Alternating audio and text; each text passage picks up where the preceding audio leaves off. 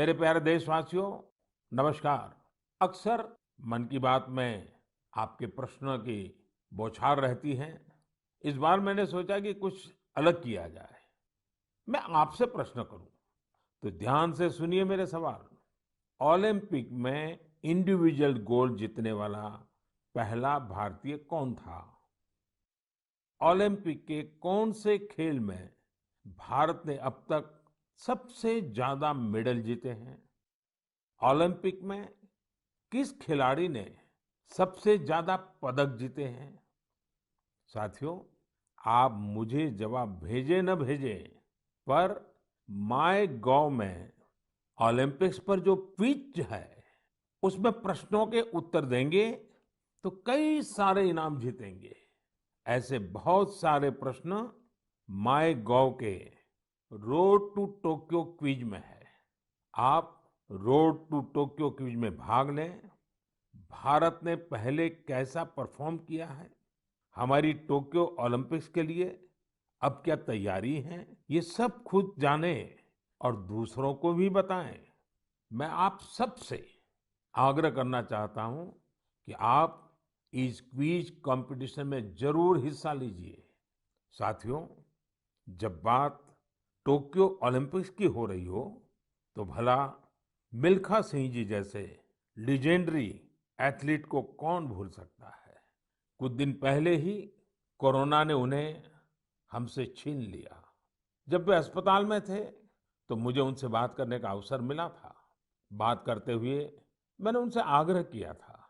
मैंने कहा था कि आपने तो 1964 में टोक्यो ओलंपिक्स में भारत का प्रतिनिधित्व किया था। इसलिए इस बार जब हमारे खिलाड़ी ओलंपिक्स के लिए टोक्यो जा रहे हैं, तो आपको हमारे एथलीट्स का मनोबल बढ़ाना है, उन्हें अपने संदेश से प्रेरित करना है। वो खेल को लेकर इतना समर्पित और भावुक थे कि बीमारी में भी उन्होंने तुरंत ही इसके लिए हामी भर दी।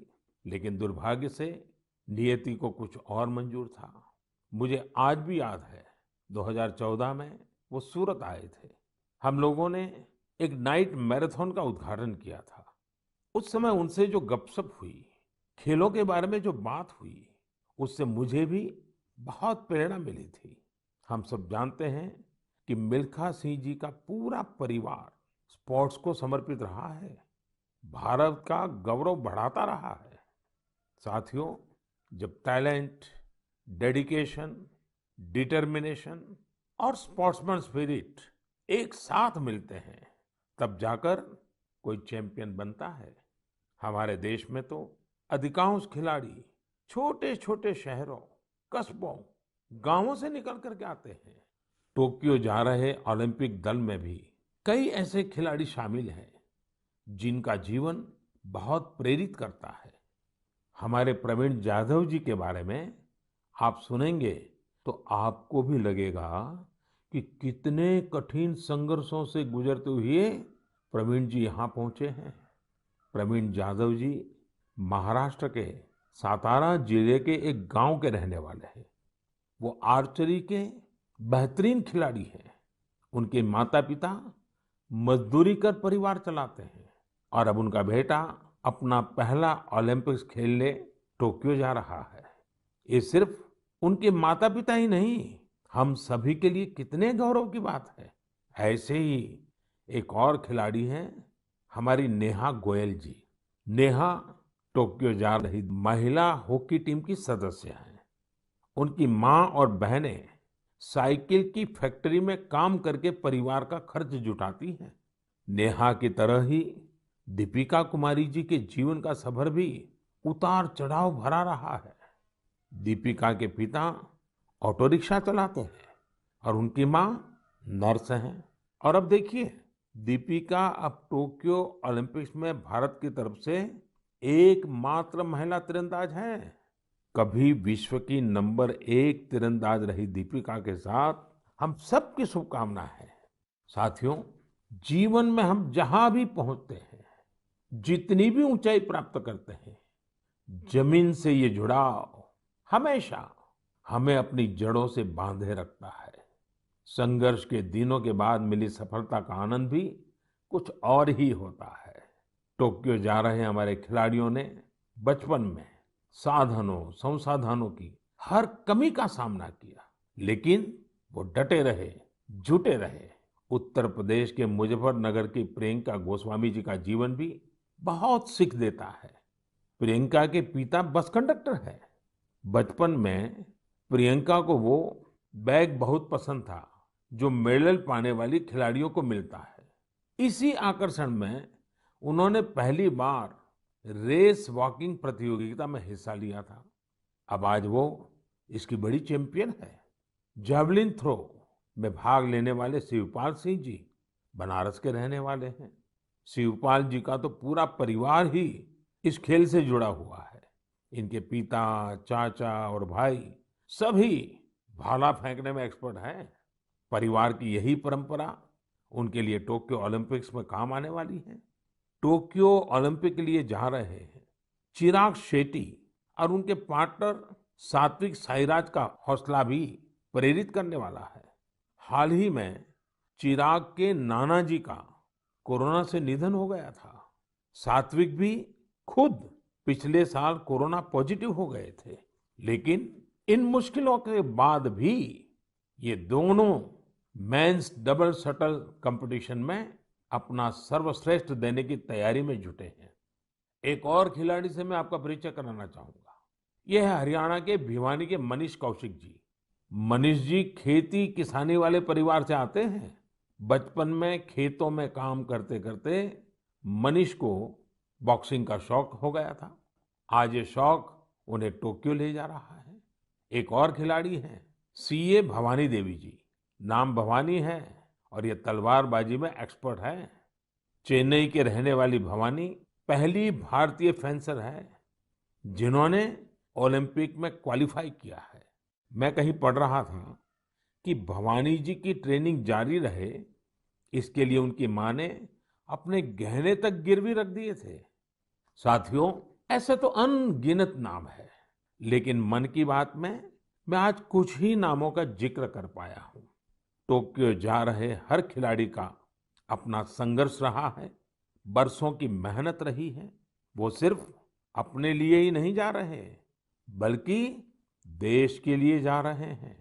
इन खिलाड़ियों को भारत का गौरव भी बढ़ाना है और लोगों का दिल भी जीतना है। और इसलिए मेरे देशवासियों, में आपको भी एक सलाह देना चाहता हूँ। हमें जाने अनजाने में भी हमारे इन खिलाड़ियों पर दबाव नहीं बनाना है, बल्कि खुले मन से इनका साथ देना है। हर खिलाड़ी का उत्साह बढ़ाना है। सोशल मीडिया पर आप हैशटैग चीयर फॉर इंडिया के साथ अपने इन खिलाड़ियों को शुभकामनाएं दे सकते हैं। आप कुछ और भी इनोवेटिव करना चाहें तो वो भी जरूर करें। अगर आपको कोई ऐसा आइडिया आता है जो हमारे खिलाड़ियों के लिए देश को मिलकर करना चाहिए, तो वो आप मुझे जरूर भेजिएगा। हम सब मिलकर टोक्यो जाने वाले अपने खिलाड़ियों को सपोर्ट करेंगे। Cheer for India, cheer for India, cheer for India. मेरे प्यारे देशवासियों, कोरोना के खिलाफ हम देशवासियों की लड़ाई जारी है, लेकिन इस लड़ाई में हम सब साथ मिलकर कई असाधारण मुकाम भी हासिल कर रहे हैं। अभी कुछ दिन पहले ही हमारे देश ने एक अभूतपूर्व काम किया है। 21 जून को वैक्सीन अभियान के अगले चरण की शुरुआत हुई और उसी दिन देश ने 86 लाख से ज्यादा लोगों को मुफ्त वैक्सीन लगाने का रिकॉर्ड भी बना दिया, और वो भी एक दिन में। इतनी बड़ी संख्या में भारत सरकार की तरफ से मुफ्त वैक्सीनेशन, और वो भी एक दिन में, स्वाभाविक है इसकी चर्चा भी खूब हुई है। साथियों, एक साल पहले सबके सामने सवाल था कि वैक्सीन कब आएगी। आज हम एक दिन में लाखों लोगों को मेड इन इंडिया वैक्सीन मुफ्त में लगा रहे हैं, और यही तो नए भारत की ताकत है। साथियों, वैक्सीन की सेफ्टी देश के हर नागरिक को मिले, हमें लगातार प्रयास करते रहना है। कई जगहों पर वैक्सीन हेजिटेंसी को खत्म करने के लिए कई संगठन, सिविल सोसाइटी के लोग आगे आए हैं और सब मिलकर के बहुत अच्छा काम कर रहे हैं। चलिए हम भी आज एक गांव में चलते हैं और उन्हीं लोगों से बात करते हैं वैक्सीन के बारे में। मध्य प्रदेश के बैतूल जिले के डुलारिया गांव चलते हैं। हेलो। नमस्कार। नमस्ते जी। मेरा नाम राजेश हिरावे, ग्राम पंचायत डुलारिया, भीमपुर ब्लॉक। राजेश जी, मैंने फोन इसलिए किया कि मैं जानना चाहता था कि अभी आपके गांव में अब कोरोना की क्या स्थिति है। सर, यहाँ पे कोरोना की स्थिति तो अभी ऐसा कुछ नहीं है यहाँ। अभी लोग बीमार नहीं है। जी।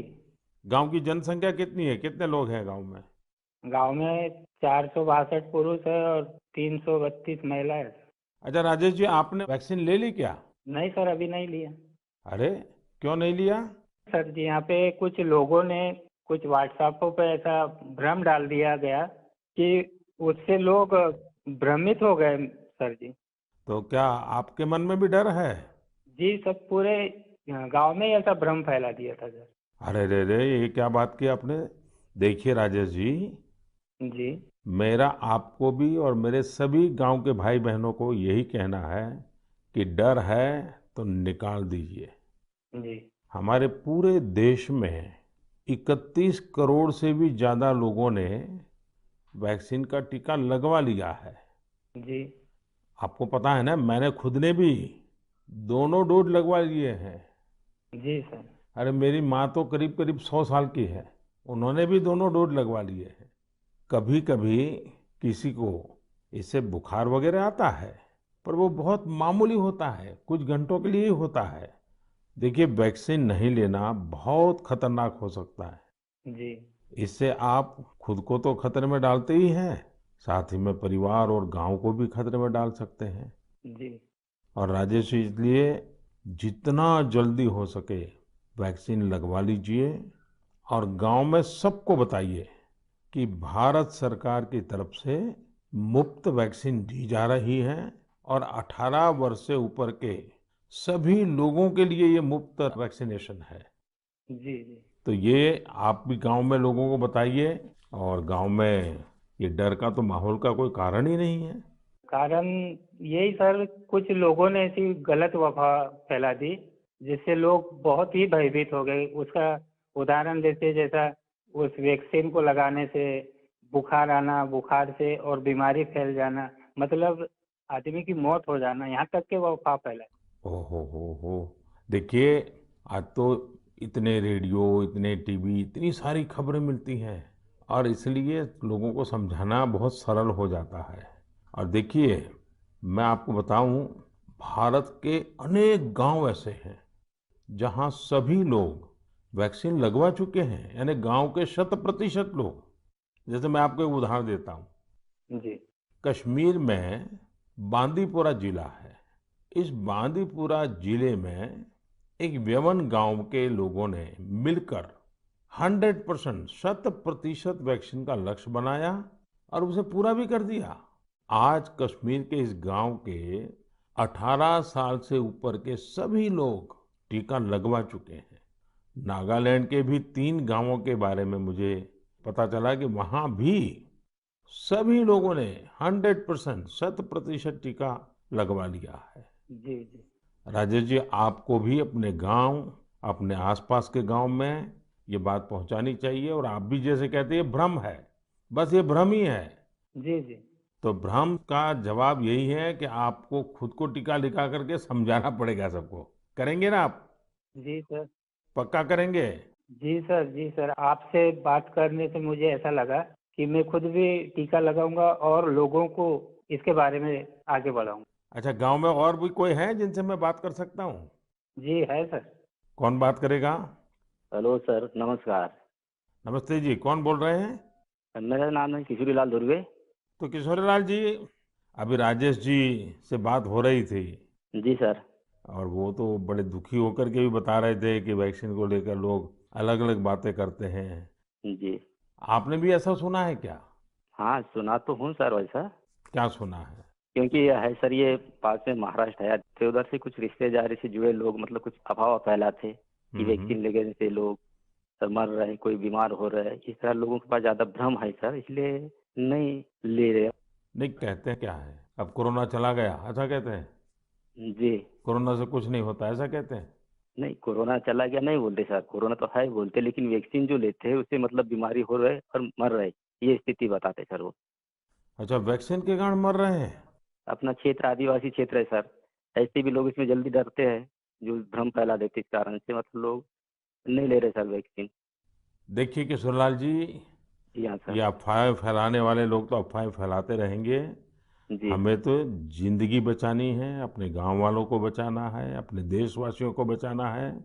और ये अगर कोई कहता है कि कोरोना चला गया, तो ये भ्रम में मत रहिए। जी। ये बीमारी ऐसी है, ये बहुरूपिये वाली है। जी सर। वो रूप बदलती है, नए नए रंग रूप करके पहुंच जाती है। जी। और उसमें बचने के लिए हमारे पास दो रास्ते हैं। एक तो कोरोना के लिए जो प्रोटोकॉल बना है, मास्क पहनना, साबुन से बार बार हाथ धोना, दूरी बनाए रखना। और दूसरा रास्ता है, इसके साथ साथ वैक्सीन का टीका लगवाना। वो भी एक अच्छा सुरक्षा कवच है, तो उसकी चिंता करिए। जी। अच्छा किशोरलाल जी, ये बताइए, जी सर। जब लोग आपसे बातें करते तो आप कैसे समझाते हैं लोगों को? आप समझाने का काम करते हैं कि आप भी अफवाह में आ जाते हैं? समझाए क्या, वो लोग ज्यादा हो जाते सर तो हम भी भयभीत में आ जाते ना सर। देखिए किशोरलाल जी, मेरी आपसे बात हुई है, आज आप मेरे साथी हैं। जी सर। आपको डरना नहीं है और लोगों के डर को भी निकालना है। निकालोगे? जी। निकालेंगे सर, लोगों के डर को भी निकालेंगे सर, मैं स्वयं भी खुद लगाऊंगा। देखिए, अफवाहों पर बिल्कुल ध्यान न दें। जी। आप जानते हैं हमारे वैज्ञानिकों ने कितनी मेहनत करके वैक्सीन बनाई है। जी सर। साल भर रात दिन इतने बड़े बड़े वैज्ञानिकों ने काम किया है। और इसलिए हमें विज्ञान पे भरोसा करना चाहिए, वैज्ञानिकों पर भरोसा करना चाहिए। और ये झूठ फैलाने वाले लोगों को बार बार समझाना चाहिए कि देखिए भाई, ऐसा नहीं होता है। इतने लोगों ने वैक्सीन ले लिया है, कुछ नहीं होता है। जी। और अफवाहों से बहुत बच करके रहना चाहिए, गांव को भी बचाना चाहिए। जी। और राजेश जी, किशोरीलाल जी, आप जैसे साथियों को तो मैं कहूंगा कि आप अपने ही गांव में नहीं और गांवों में भी इन अफवाहों को रोकने का काम कीजिए और लोगों को बताइए मेरे से बात हुई है। जी सर। बता दीजिए, मेरा नाम बता दीजिए। बताएंगे सर और समझाएंगे लोगों को और स्वयं भी लेंगे। देखिए, आपके पूरे गांव को मेरी तरफ से शुभकामनाएं दीजिए। जी सर। और सभी से कहिए कि जब भी अपना नंबर आए, जी। वैक्सीन जरूर लगवाएं। ठीक है सर। मैं चाहूंगा कि गांव की महिलाओं को, हमारी माताओं बहनों को जी सर। इस काम में ज्यादा से ज्यादा जोड़िए और सक्रियता के साथ उनको साथ रखिए। जी। कभी कभी माताएं बहनें बात कहती है ना, लोग जल्दी मान जाते हैं। जी। आपके गांव में जब टीकाकरण पूरा हो जाए तो मुझे बताएंगे आप? हाँ बताएंगे सर। पक्का बताएंगे? जी। देखिए, मैं इंतजार करूंगा आपकी चिट्ठी का। जी सर। चलिए राजेश जी, किशोर जी, बहुत बहुत धन्यवाद, आपसे बात करने का मौका मिला। धन्यवाद सर, आपने हम बात किया है, बहुत बहुत धन्यवाद आपको भी। साथियों, कभी न कभी ये विश्व के लिए केस स्टडी का विषय बनेगा कि भारत के गांव के लोगों ने, हमारे वनवासी आदिवासी भाई बहनों ने इस कोरोना काल में किस तरह अपने सामर्थ्य और सूझबूझ का परिचय दिया। गांव के लोगों ने क्वारंटाइन सेंटर बनाए, स्थानीय जरूरतों को देखते हुए कोविड प्रोटोकॉल बनाए। गांव के लोगों ने किसी को भूखा नहीं सोने दिया, खेती का काम भी रुकने नहीं दिया। नजदीक के शहरों में दूध, सब्जियां, ये सब हर रोज पहुंचता रहे, ये भी गांव ने सुनिश्चित किया। यानी खुद को संभाला, औरों को भी संभाला। ऐसे ही हमें वैक्सीनेशन अभियान में भी करते रहना है। हमें जागरूक रहना भी है और जागरूक करना भी है। गांव में हर एक व्यक्ति को वैक्सीन लग जाए, ये हर गांव का लक्ष्य होना चाहिए। याद रखिए, और मैं तो आपको खास रूप से कहना चाहता हूं, आप एक सवाल अपने मन में पूछिए। हर कोई सफल होना चाहता है, लेकिन निर्णायक सफलता का मंत्र क्या है? निर्णायक सफलता का मंत्र है निरंतरता।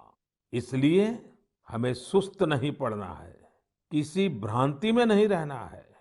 हमें सतत प्रयास करते रहना है, कोरोना पर जीत हासिल करनी है। मेरे प्यारे देशवासियों, हमारे देश में अब मानसून का सीजन भी आ गया है। बादल जब बरसते हैं तो केवल हमारे लिए नहीं बरसते, बल्कि बादल आने वाली पीढ़ियों के लिए भी बरसते हैं।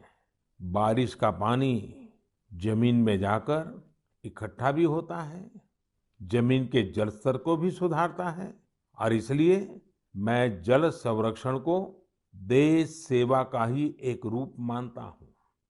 आपने भी देखा होगा, हम में से कई लोग इस पुण्य को अपनी जिम्मेदारी मानकर लगे रहे हैं।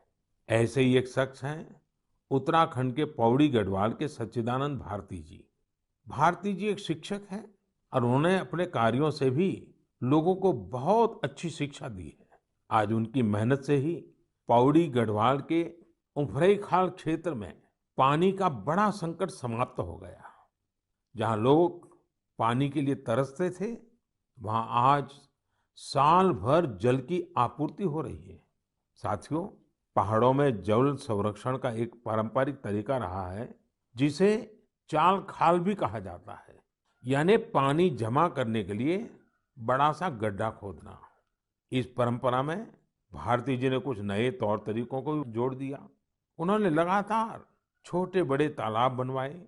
इससे न सिर्फ उफरैंखाल की पहाड़ी हरी भरी हुई, बल्कि लोगों की पेयजल की दिक्कत भी दूर हो गई।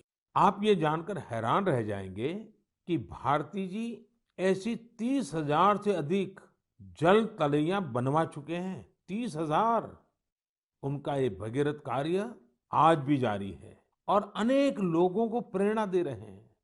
साथियों, इसी तरह यूपी के बांदा जिले में अंधाव गांव के लोगों ने भी एक अलग ही तरह का प्रयास किया है। उन्होंने अपने अभियान को बड़ा ही दिलचस्प नाम दिया है, खेत का पानी खेत में, गांव का पानी गांव में। इस अभियान के तहत गांव के कई 100 बीघे खेतों में ऊंची ऊंची मेड़ बनाई गई है। इससे बारिश का पानी खेत में इकट्ठा होने लगा और जमीन में जाने लगा। अब ये सब लोग खेतों की मेड़ पर पेड़ लगाने की भी योजना बना रहे हैं। यानी अब किसानों को पानी, पेड़ और पैसा तीनों मिलेगा। अपने अच्छे कार्यों से पहचान तो उनके गांव की दूर दूर तक वैसे भी हो रही है। साथियों, इन सभी से प्रेरणा लेते हुए हम अपने आसपास जिस भी तरह से पानी बचा सकते हैं, हमें बचाना चाहिए। मानसून के इस महत्वपूर्ण समय को हमें गंवाना नहीं है। मेरे प्यारे देशवासियों, हमारे शास्त्रों में कहा गया है, नास्ति मूलम अनौषधम, अर्थात पृथ्वी पर ऐसी कोई वनस्पति ही नहीं है जिसमें कोई न कोई औषधीय गुण न हो। हमारे आसपास ऐसे कितने ही पेड़ पौधे होते हैं जिनमें अद्भुत गुण होते हैं, लेकिन कई बार हमें उनके बारे में पता ही नहीं होता। मुझे नैनीताल से एक साथी भाई परितोष ने इस विषय पर एक पत्र भेजा है। उन्होंने लिखा है कि उन्हें गिलोय और दूसरी कई वनस्पतियों के इतने चमत्कारी मेडिकल गुणों के बारे में कोरोना आने के बाद ही पता चला। परितोष ने मुझे आग्रह भी किया है कि मैं मन की बात के सभी श्रोताओं से कहूं कि आप अपने आसपास की वनस्पतियों के बारे में जानिए और दूसरों को भी बताइए। वास्तव में ये तो हमारी सदियों पुरानी विरासत है, जिसे हमें ही संजोना है। इसी दिशा में मध्य प्रदेश के सतना के एक साथी हैं श्रीमान रामलोटन कुशवाहा जी। उन्होंने बहुत ही सराहनीय काम किया है। रामलोटन जी ने अपने खेत में एक देशी म्यूजियम बनाया है।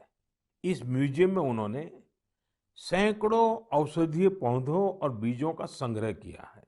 इन्हें वो दूर सुदूर क्षेत्रों से यहाँ लेकर आए हैं। इसके अलावा वो हर साल कई तरह की भारतीय सब्जियां भी उगाते हैं। रामलोटन जी की इस बगिया, इस देशी म्यूजियम को लोग देखने भी आते हैं और उससे बहुत कुछ सीखते भी हैं।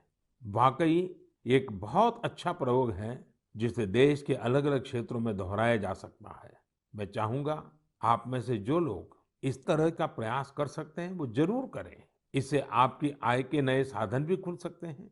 एक लाभ ये भी होगा कि स्थानीय वनस्पतियों के माध्यम से आपके क्षेत्र की पहचान भी बढ़ेगी।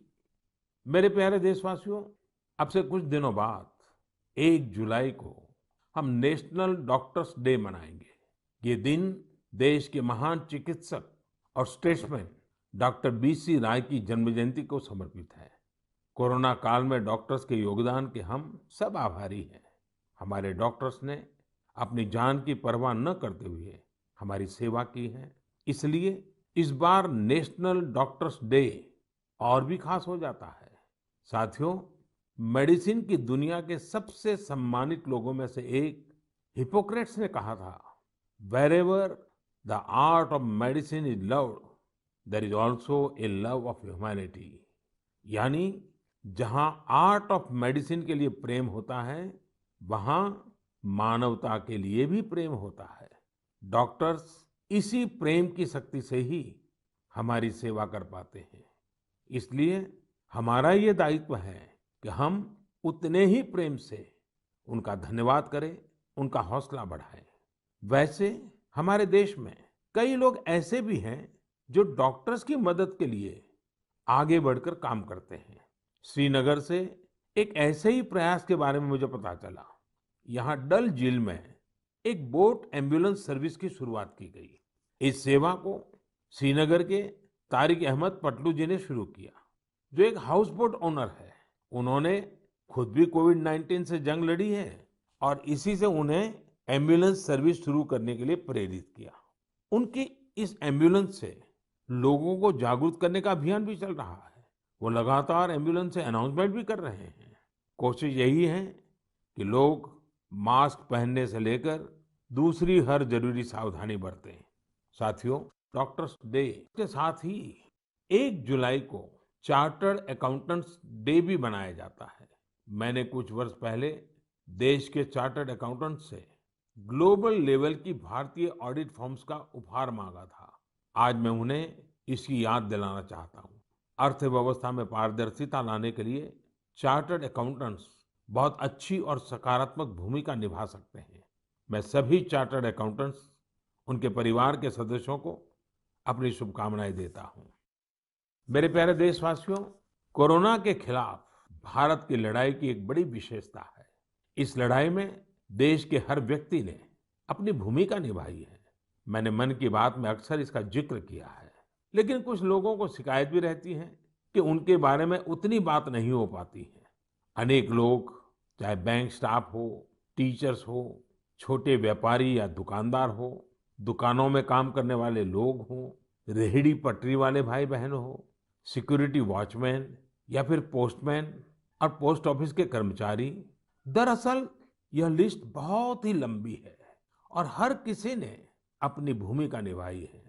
शासन प्रशासन में भी कितने ही लोग अलग अलग स्तर पर जुटे रहे हैं। साथियों, आपने संभवतः भारत सरकार में सचिव रहे गुरुप्रसाद महापात्र जी का नाम सुना होगा। मैं आज मन की बात में उनका जिक्र भी करना चाहता हूँ। गुरुप्रसाद जी को कोरोना हो गया था। वो अस्पताल में भर्ती थे और अपना कर्तव्य भी निभा रहे थे। देश में ऑक्सीजन का उत्पादन बढ़े, दूर सुदूर इलाकों तक ऑक्सीजन पहुंचे, इसके लिए उन्होंने दिन रात काम किया। एक तरफ कोर्ट कचहरी का चक्कर, मीडिया का प्रेशर, एक साथ कई मोर्चों पर वो लड़ते रहे। बीमारी के दौरान उन्होंने काम करना बंद नहीं किया। मना करने के बाद भी वो जीत करके ऑक्सीजन पर होने वाली वीडियो कॉन्फ्रेंस में भी शामिल हो जाते थे। देशवासियों की इतनी चिंता थी उन्हें, वो अस्पताल के बेड पर खुद की परवाह किए बिना देश के लोगों तक ऑक्सीजन पहुंचाने के लिए इंतजाम में जुटे रहे। हम सबके लिए दुखद है कि इस कर्मयोगी को भी देश ने खो दिया है। कोरोना ने उन्हें हमसे छीन लिया है। ऐसे अनगिनत लोग हैं जिनकी चर्चा कभी हो नहीं पाई। ऐसे हर व्यक्ति को हमारी श्रद्धांजलि यही होगी कि हम कोविड प्रोटोकॉल का पूरी तरह पालन करें, वैक्सीन जरूर लगवाएं। मेरे प्यारे देशवासियों, मन की बात की सबसे अच्छी बात यह है कि इसमें मुझसे ज्यादा आप सबका योगदान रहता है। अभी मैंने माय गॉव में एक पोस्ट देखी जो चेन्नई के थिरु आर गुरुप्रसाद जी की है। उन्होंने जो लिखा है वो जानकर आपको भी अच्छा लगेगा। उन्होंने लिखा है कि वो मन की बात प्रोग्राम के रेगुलर लिसनर है।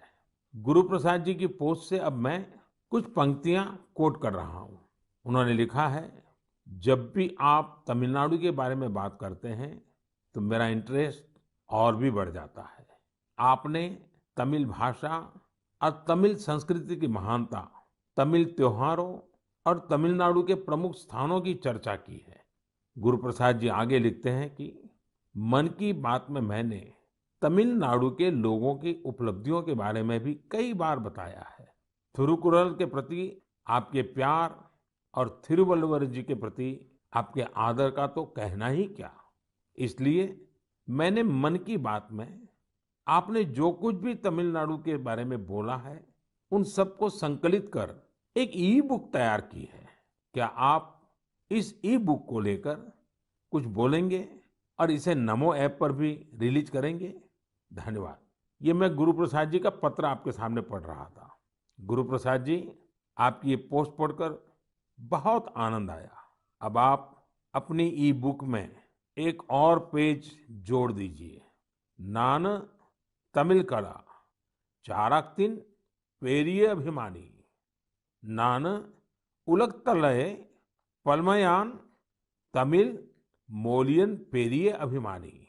उच्चारण का दोष अवश्य होगा, लेकिन मेरा प्रयास और मेरा प्रेम कभी भी कम नहीं होगा। जो तमिल भाषी नहीं है, उन्हें मैं बताना चाहता हूँ, गुरु प्रसाद जी को मैंने कहा है, मैं तमिल संस्कृति का बहुत बड़ा प्रशंसक हूँ। मैं दुनिया की सबसे पुरानी भाषा तमिल का बड़ा प्रशंसक हूँ। साथियों, हर हिंदुस्तानी को विश्व की सबसे पुरातन भाषा हमारे देश की है, इसका गुणगान करना ही चाहिए, उस पर गर्व महसूस करना चाहिए। मैं भी तमिल को लेकर बहुत गर्व करता हूँ।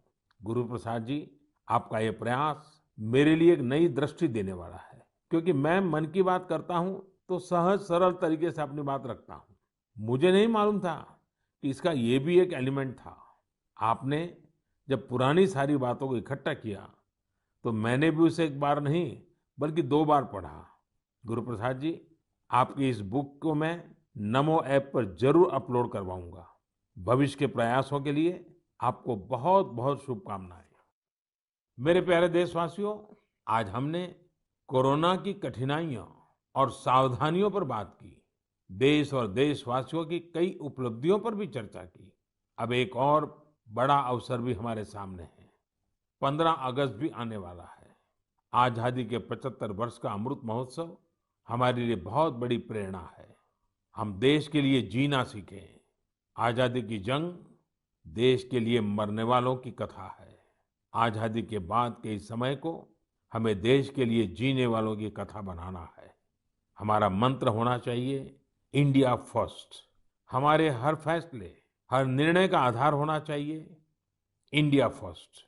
साथियों, अमृत महोत्सव में देश ने कई सामूहिक लक्ष्य भी तय किए हैं।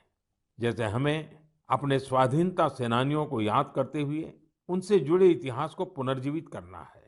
आपको याद होगा कि मन की बात में मैंने युवाओं से स्वाधीनता संग्राम पर इतिहास लेखन करके शोध करने इसकी अपील की थी।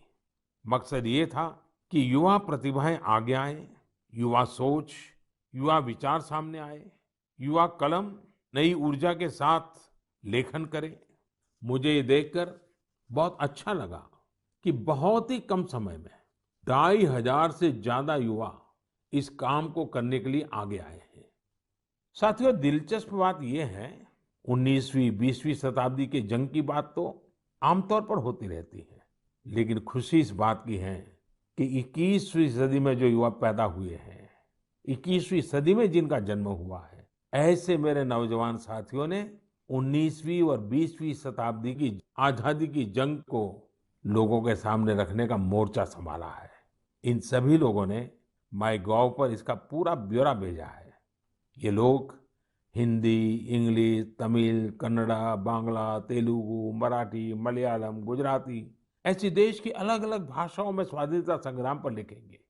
कोई स्वाधीनता संग्राम से जुड़े रहे अपने आसपास के स्थानों की जानकारी जुटा रहा है, तो कोई आदिवासी स्वाधीनता सेनानियों पर किताब लिख रहा है। एक अच्छी शुरुआत है।